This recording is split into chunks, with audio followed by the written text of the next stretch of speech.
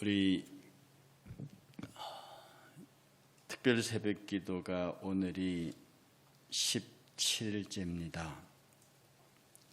이제 제 절식도 이제 끝나가고요. 이런 때쯤이면은 마음속에 여러분들 금식하시고 기도하시는, 그리고 마음속에 그렇게 원하시는 기도의 응답이나 이런 것들이 어떻게 역사하는지에 대한 조바심 나는 궁금증이 있습니다. 이 부활절을 기다리는 모든 성도들의 간절함이 여러분 개개인에게도 나타나서 제가 이 부활절날 여러분에게 예배 사회를 하게 하고 이렇게 하는 것도 그 마음속의 기다림을 드러내고 이렇게 한 번이라도 단합해 서서 주를 생각하고 주를 직접 섬기는 예배를 봉사하고 이런 경험들을 통해서 조금은 더 부활 신앙을 체험하고 실천하고, 그리고 하나님께서 내 기도에 어떻게 응답하시는지 그것을 기대하고 또 그것을 경험하고 체험하기를 원하는 마음이 간절해서 그렇습니다. 어쨌든 여러분의 삶 속에 부활이라고 하는, 기독교 신앙의 가장 핵심 요건인 부활이라고 하는 문제가 이번 기간을 통해서 확실히 믿어지기를 주의 이름으로 축복합니다. 이 부활 신앙은 정말 다른 것보다 십자가에 죽으셨다는 것도 이해할 수 있어요. 왜? 우리 눈에 보이는 사건이었고 또 그것은 형틀 중에 하나이기 때문에 충분히 그럴 수 있으니까.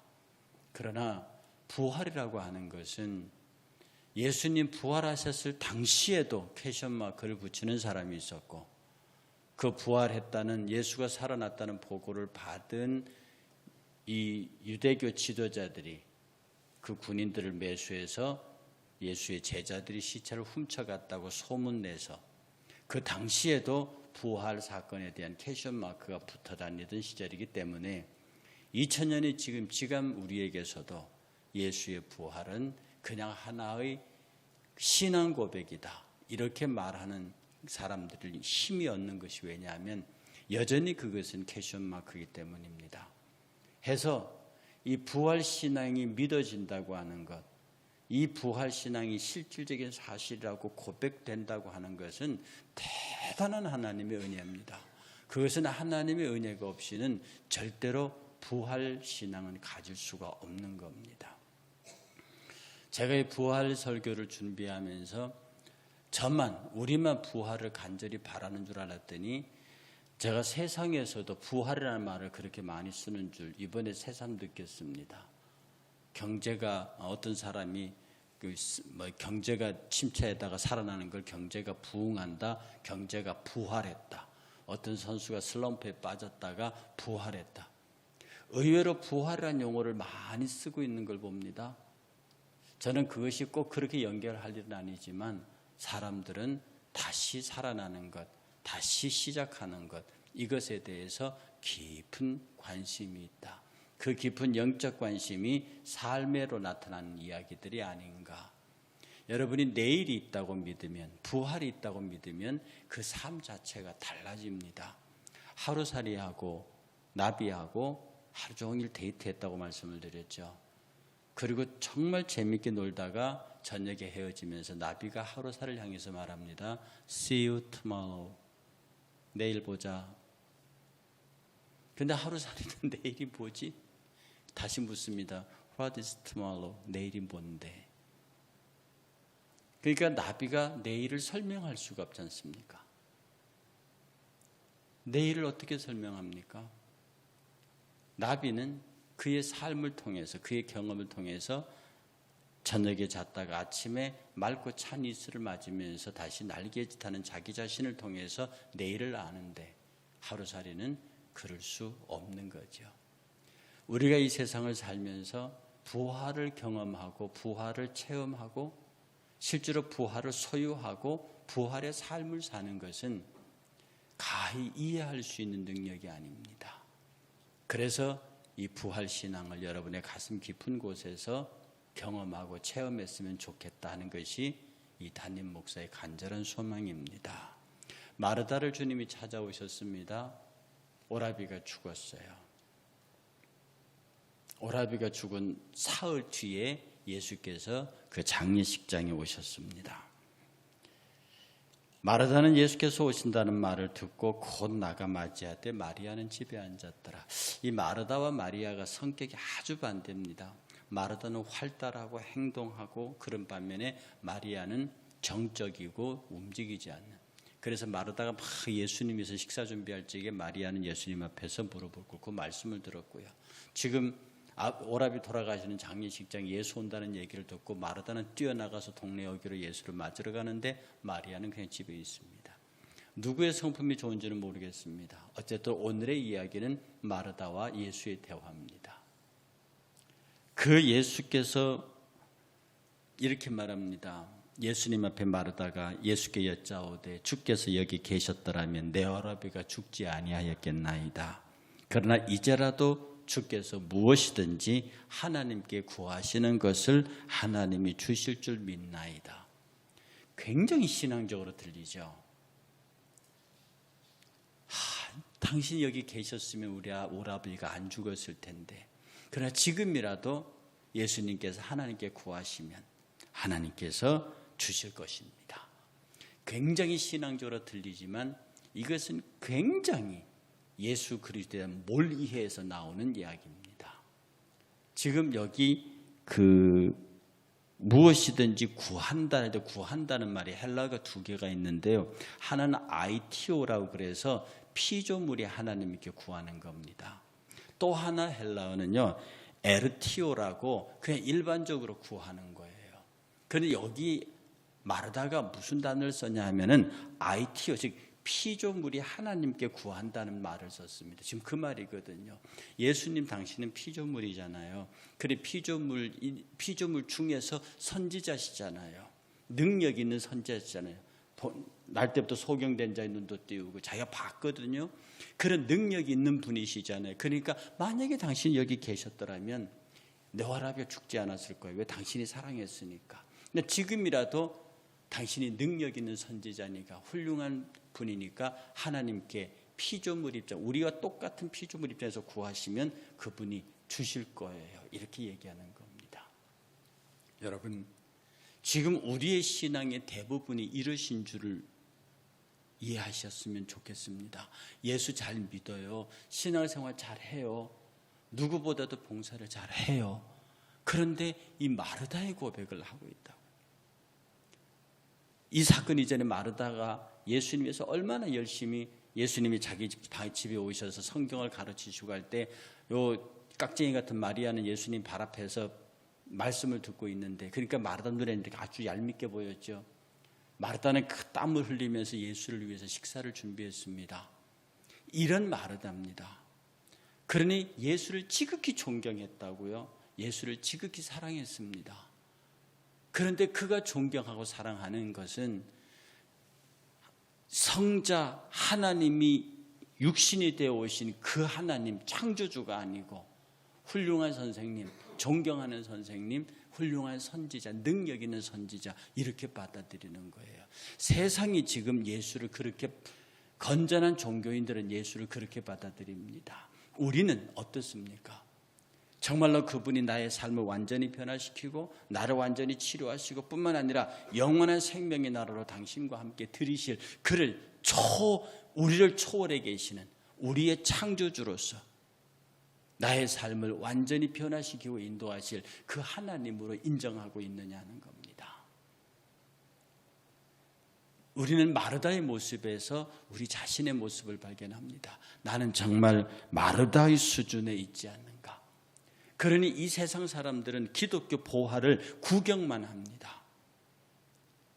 우리의 이 마르다 같은 신앙은요, 정말로 넘치는 축복과 은혜와 사랑과 그 많은 하나님의 복주심을 구경만 한다고요. 마치 백화점에 수많은 진열장이 있는데 거기서 정말로 어마어마한 것들을 보면서 그걸 감히 살 수가 없습니다. 그냥 아이 쇼핑만 하는 거죠. 왜? 내게는 그것을 살 돈이 없어요. 우리가 예수님께서 진열해 놓으신 이 많은 것들을 살 수 있는 것은, 가질 수 있는 것은 여러분이 분명히 듣고 아시는 바 믿음이라고 그랬습니다. 그런데 예수 그리스도를 믿어야지, 알면 그냥 아이쇼핑하는 수준. 이렇게 스폴전이 뭐라고 그랬냐면, 하나님의 나라에는 수많은 보화가 있다. 그러나 이 보화를 세상에서 현금화하려면 믿음을 가져야 한다. 스폴전의 비유치고는 굉장히 괜찮습니다. 이 세상 하나님의 나라의 보화가 가득 차 있는데 이걸 내 것으로 현금화하려면 믿음으로 그것을 사야 한다는 거예요. 우리 신앙의 모든 것은요, 믿음으로 사는 겁니다. 돈으로도 못 가요, 힘으로도 못 가요, 무엇으로도 못 갑니다. 우리가 갈 수 있는 것, 천국 열차를 탈 수 있고 천국에 들어갈 수 있고 누릴 수 있는 것은 전부 믿음으로. 그런데 사람들은 내가 아는 것을 믿는다고 말합니다. 아는 것을 이해하고 믿어요. 여러분, 아는 것을 알고 믿는 사람은 학자들입니다. 공부한 사람들입니다. 여러분의 경험이 그뿐이라고요.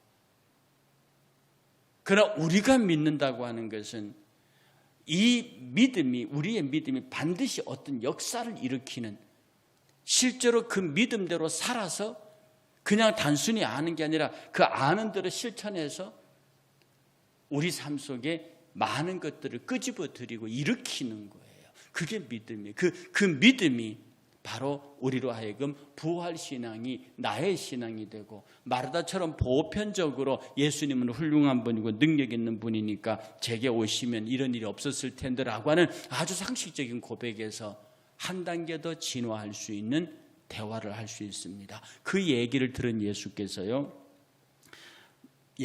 이르시되 내 오라비가 다시 살아나리라. 이렇게 말하니까 마르다가 뭐라 그러냐면, 마르다가 이르되 마지막 날 부활 때는 다시 살아날 줄 내가 아나이다. 이 역시도 신앙적으로 들리시죠? 예수님께서 네 오라비가 살아날 거야.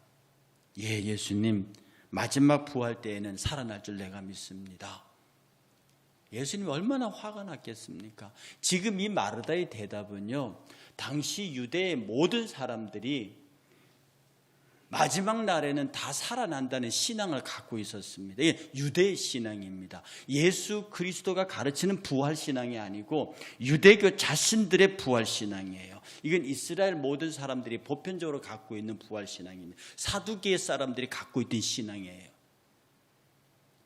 그런데 이 전통적인 사람들, 바리새파 사람들이 갖고 있던 신앙입니다. 이 전통적으로 이스라엘 사람들은 부활을 믿고 있는데, 일부는 안 믿는 사람도 있지만 거의 보편적으로 부활을 믿고 있었어요.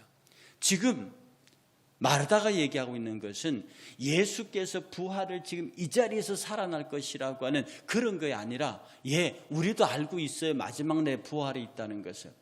지금 예수님과 마르다의 대화가 계속 엇길로 가고 있습니다. 그래 예수님이 답답하시기를 이렇게 말씀하십니다. 예수께서 이르시되 나는 부활이요 생명이니 나를 믿는 자는 죽어도 살겠고 무릇 살아서 믿는 자는 영원히 죽지 아니하리라. 내가 이것을 믿느냐.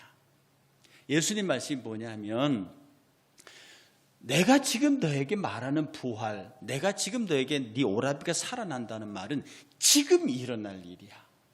마지막 날에 일어날 일이 아니고, 너희들이 믿는, 유대인들이 믿는 마지막 날의 부활이 아니고 지금 여기에서 일어날 일이야. 나는 곧 부활이고 생명이다. 지금 내가 생명을 줄 거야. 지금 내가 생명을 줄 거고 지금 이 자리에서 네 오라비를 일으킬 거야. 그러니 살아서 나를 믿는 자는 영원히 죽지 않을 것이고, 살아서 나를 믿는 자도, 살아서 나를 믿든지 어떻게 되든지 나를 믿는 자는 영원히 죽지 않겠다고 하는 메시지를 통해서, 왜 너는 자꾸 기존의 유대교 신앙 갖고 있는 그 전통관념에서 깨지 못하는, 지금 내가 생명이고 내가 부활이야. 지금 네 오라비는 지금 살아날 거야. 예수의 부활은 현재입니다. 지금입니다. 예수의 생명은 장차 일어날 생명이 아니고 지금 주시는 새 생명입니다. 지금 저와 여러분들이 이 새 생명을 소유하고 있지 않으면, 이 부활 신앙에 대한 확신을 갖지 않으면 훗날에 내가 죽어서 부활할 것이다, 그것이 어떻게 타당성을 갖겠습니까? 나는 지금 부활이요 생명이다, 이걸 네가 믿느냐? 그제서야 마르다가 깜짝 놀라서 주여 믿나이다 이렇게 말합니다. 이때 마르다가 믿는다는 고백은 앞에서 부활을 믿는다는 고백과 정반대의 방향이에요. 예, 지금 당신이 부활이고 지금 당신이 생명이심을 믿습니다 하는 겁니다. 여러분이 이 믿음을 고백할 때요, 죽음의 두려움에서 사라지십니다. 지금 나이 드신 분이라 할지라도 죽음의 병약해서 몸이 약한 분들, 그 병 때문에, 근심과 염려 때문에 이런 것들로 가득한 분이 지금 그 믿음으로 눈앞에 보이는 신앙의 내용들을 현금화하면, 여러분이 사면, 그 믿음으로 주께서 말씀하신 모든 약속을 여러분의 것으로 만들면 여러분이 영원한 죽음의 공포에서부터 해방될 수 있습니다. 육체의 연약함에서부터 치료하심의 확신과 더불어 육체의 질병으로부터 벗어날 수 있습니다. 그 주님의 뜻이기 때문입니다. 이 부활신앙을 여러분이 믿음으로 사면 여러분의 삶의 물질적 문제가 해소될 수 있습니다. 그건 주께서 가난을 싫어하시기 때문입니다. 사람과 사람의 관계에서 불편함을 극복할 수 있습니다. 왜? 주님이 그것을 지극히 싫어하시기 때문입니다. 서로가 축복하고 사랑하는 일을 부활의 주가 원하신다는 겁니다. 그래 지금 여러분이 말하듯이 부활을 말해도 그냥 나중에 우리 죽어서 나중에 예수님 재림하실 때 그 미래에 있을 거야. 난 부활을 믿긴 믿어. 후에 있을 거야. 내가 지금 예수의 사랑과 가르치는 모든 걸 믿어. 예수님이 그렇게 말씀하셔서 마르다는 지극히 얼른 들으면 대단히 신앙적이고 대단히 은혜롭게 말하고 있지만 그는 예수 그리스도의 가르침과는 아주 동떨어져 있는 엉뚱한 대답과 대화를 하고 있는 거예요. 지금 우리의 기도가 그렇지 않습니까? 우리의 삶의 내용은 혹시나 그렇지 않습니까? 그러니 우리의 부활과 생명은 1차원적인 거예요. 막 넘쳐서 몇 단계를 건너가서 일어난 것이 아니라 지금 이 자리에 일이라고요. 그래 여러분, 부활신앙을 장차에서, 지금 내가 부활을 믿습니다. 지금 예수 그리스도가 생명으로 내 안에 와 계심을 믿습니다. 내가 부활을 믿고 그 이 부활의 생명이 나의 생명이 되었으니 주여 나의 기도를 들으시옵소서. 주여 나의 기도에 응답하시옵소서. 이 간절함 속이 이 믿음 속에 같이 포함되어 있는 그 믿음의 기도가 병든 자를 일으키고 가난한 자에게 물질의 은총을, 담대하지 못한 자에게 담대함을, 힘이 없는 자에게 능력을, 외롭고 슬프고 고독한 자에게 위로를, 바로 그 속에 그 부활의 상자가 열리는 순간에 그냥 여러분이 부활의 상자 뭐 이쁘고 멋있고 이렇게 말하지 말고 그걸 믿음의 열쇠로 열어버리면 지금 현실적인 부활이 되고 현실적인 생명이 됩니다. 마르다처럼 그냥 공허한 이야기가 아니라, 장차 될 일이 아니라 지금 여러분의 삶에서 부활의 상자를 열면, 지금 우리는 이렇게 금식하고 릴레이 금식하고 절식하면서 기다리는 것은 지금도 오늘 우리 앞에 열린 부활의 상자를 열어서 이것을 나의 현실로 만들어서 이 부활의 믿음이 우리에게 주는 이런 것들을 통해서 하나님의 은혜와 사랑을 경험하고 많은 사람과 더불어서 놀라운 신앙의 길을 걸어가자 하는데 이런 이 의미가 있는 겁니다. 부활은 현실입니다. 부활은 능력입니다. 부활은 생명입니다. 살립니다. 부활은 회복합니다. 부활은 강하게 합니다. 부활은 능력입니다. 그러니 그냥 말의 언어가 아니라 실질적으로 그 부활의 사건을 일으킬 수 있도록 여러분의 믿음으로 그 부활을 사시는 오늘 이 아침이 되시기를 주의 이름으로 축복합니다.